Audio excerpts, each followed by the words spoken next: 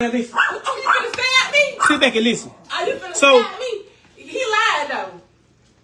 If I get off this line, you ain't gonna make it out the door, and I'm gonna do it to you. Can love ever go so wrong that it ends in bloodshed? In this deeply disturbing case, what started as a tense Facebook Live between a married couple turned into a nightmare that no one watching could have ever imagined. What unfolded was more than just a domestic dispute, it was a chilling window into real-time psychological abuse, escalating into murder, and ultimately suicide. Today, we unravel the tragic final hours of Zaria Khadija Carr, known online as Duchess Dior, and the man she once loved, Shamarcus Carr. From a 2-hour live-stream argument to threats, manipulation, and the heartbreaking aftermath, this case shocked a nation. This is one of the most devastating domestic murder-suicides ever streamed to a live audience. Stay with us. Before we dive deeper into the disturbing details of this case, make sure you like this video and subscribe to True Crime Journal. These stories aren't just content, they're cautionary, and the more people who hear them, the more lives they might save. Zaria Khadija Carr, known online as Duchess Dior, wasn't just another face on Facebook Live. She was a mother, a businesswoman, a hairstylist, and to her followers, a raw and relatable voice in a world where everyone else seemed filtered. At just 27 years old, she had built a loyal audience of over 35,000 people by sharing her daily life with authenticity, whether it was doing hair, spending time with her kids, or venting about the ups and downs of love. Her husband, Shamarcus Jamel Carr, 36, was better known as the Frenchman. He ran a French bulldog breeding business and frequently appeared in videos with Zaria, portraying what looked like a tight-knit, affectionate couple. He had over 44,000 followers himself, and to many, the two appeared like a modern Black Power couple, young, ambitious, and publicly in love. They had recently welcomed their second child together in late 2024, and from the outside, their relationship looked happy. Two parents raising a young family, building businesses, and posting adorable videos of their kids. But things were far from picture perfect. Zaria and Shamarcus Carr lived in Twin City, Georgia, a small, quiet town nestled in Emmanuel County with just over 1,600 residents.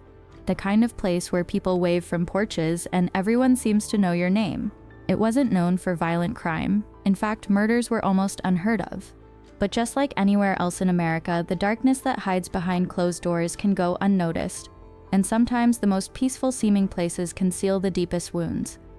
In communities like Twin City, domestic violence doesn't always show up in police reports, but it exists, silently spreading across family homes, whispered about in hair salons, church pews, and text threads between concerned friends. Statewide, Georgia has seen tens of thousands of domestic violence cases every year. It's one of the leading causes of death for women in the state, especially Black women. And while the numbers may not always be reflected in small-town crime statistics, the reality is those numbers have faces, and one of those faces was Zaria's. The warning signs were there. Zaria's Facebook timeline had started to take a darker, more desperate tone. Gone were the light-hearted posts. The smiles still showed in her photos, but the captions started telling a different story. A story of exhaustion, emotional isolation, and the slow unraveling of a woman who is trying to hold everything together.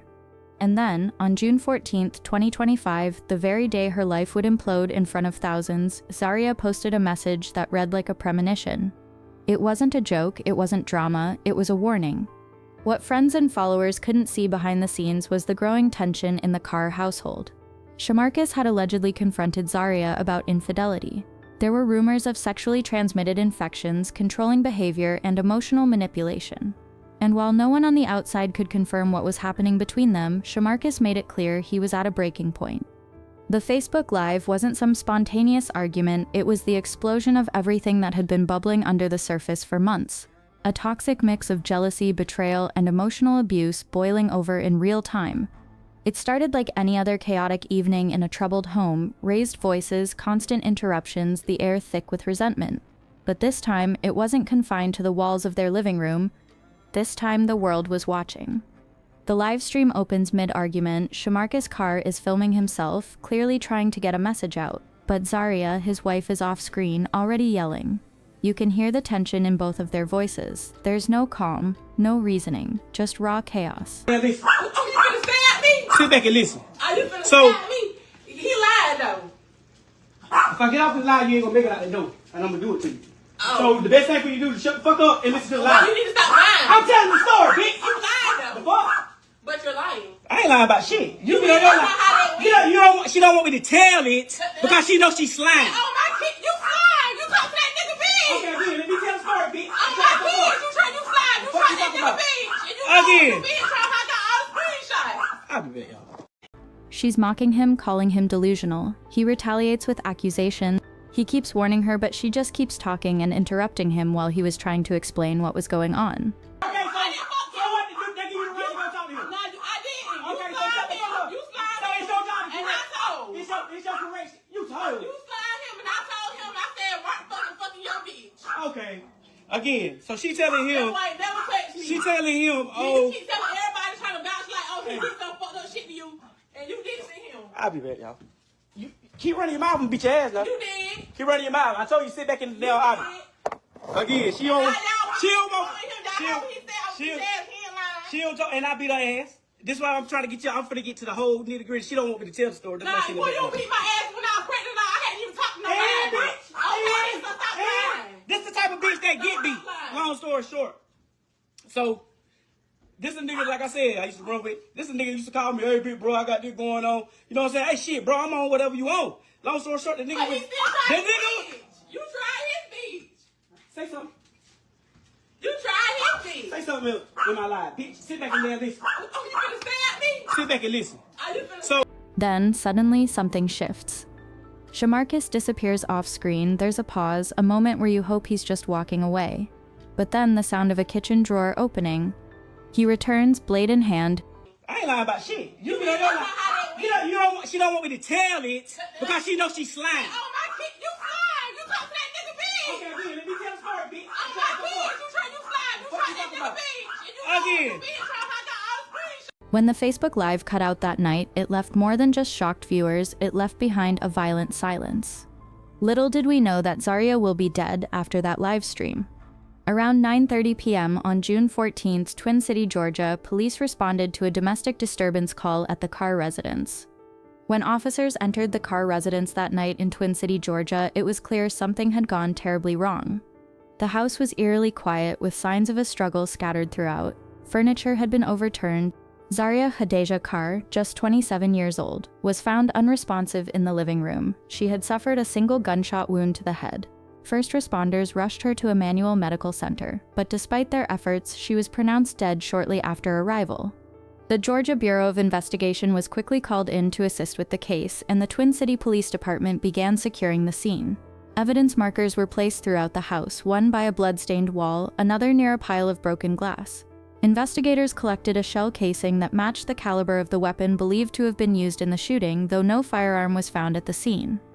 The biggest problem, the prime suspect, Zaria's husband, 36-year-old Shamarcus Jamail Carr, was missing. Along with their black 2021 Dodge Challenger, a be-on-the-lookout alert was issued across multiple counties. Detectives traced phone pings, surveillance footage, and license plate readers trying to track the direction of his escape. Within 90 minutes, they got a hit. The Challenger was spotted in Wayne County, over 60 miles away from the crime scene. Sheriff's deputies moved in quickly, attempting a high-risk traffic stop. But just as officers approached the vehicle, they heard a single shot fired from inside. Shamarcus had turned the gun on himself. He was found slumped behind the wheel, critically injured from a self-inflicted gunshot wound.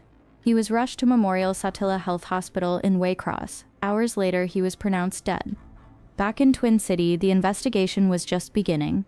Detectives combed through Zaria's social media activity, where they uncovered months of disturbing clues, status updates pleading for help, captions hinting at emotional distress, and the now infamous Facebook Live, which would later be reviewed frame by frame as potential evidence of coercion, abuse, and intent. According to GBI spokesperson Nellie Miles, the Facebook Live is being treated as a key part of the timeline and potential psychological evidence in the case. In parallel, forensic teams processed the home. They recovered additional shell casings that indicated more than one shot had been fired. A neighbor reported hearing 3 loud pops around the time of the incident, but no one called 911 until after the live stream had ended. Another tragic delay that may have cost Zaria precious minutes. The coroner confirmed Zaria died from a single gunshot wound to the head, but bruising on her arms suggested there had been a physical altercation before the shooting.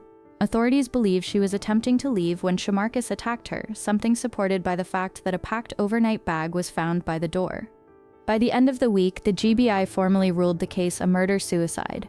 But for Zaria's family, that classification meant little in the face of unbearable loss. Her sister told investigators that Zaria had been terrified in recent weeks, especially in the final days before the shooting.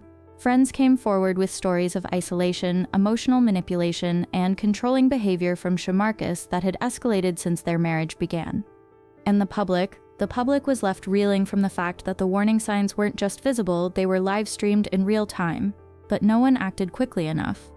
Despite the investigation being technically closed by the murder-suicide, the case raised broader concerns, including the role of law enforcement in responding to digital distress signals, the accountability of social media platforms, and the ongoing failure of domestic violence systems to protect victims when they reach out.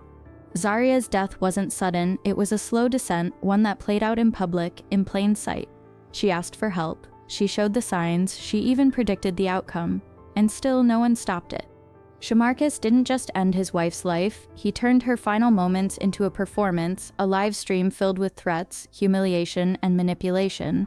Then he ran, and when cornered, chose to take his own life rather than face the consequences of what he'd done. Now 2 young children are left without parents, a family is grieving a daughter, a sister, a mother who tried to love and survive her way out of a nightmare, and a town that rarely made headlines is now known for a murder that played out in real time. Zaria Carr's story is not just a cautionary tale about domestic violence, it's a reminder of what happens when women speak up and the world scrolls past. How many more warnings do we need before we take these cries for help seriously? If you or someone you know is in an unsafe relationship, please don't wait for it to reach this point. Help is available, speak up, reach out, before silence becomes the only thing left. If stories like this matter to you, if you believe these lives deserve to be remembered and these warnings deserve to be heard, please like this video, subscribe to the channel, and turn on notifications so you never miss a case. At True Crime Journal, we don't just tell stories, we tell the truth behind them. Stay aware, stay safe, and we'll see you in the next one.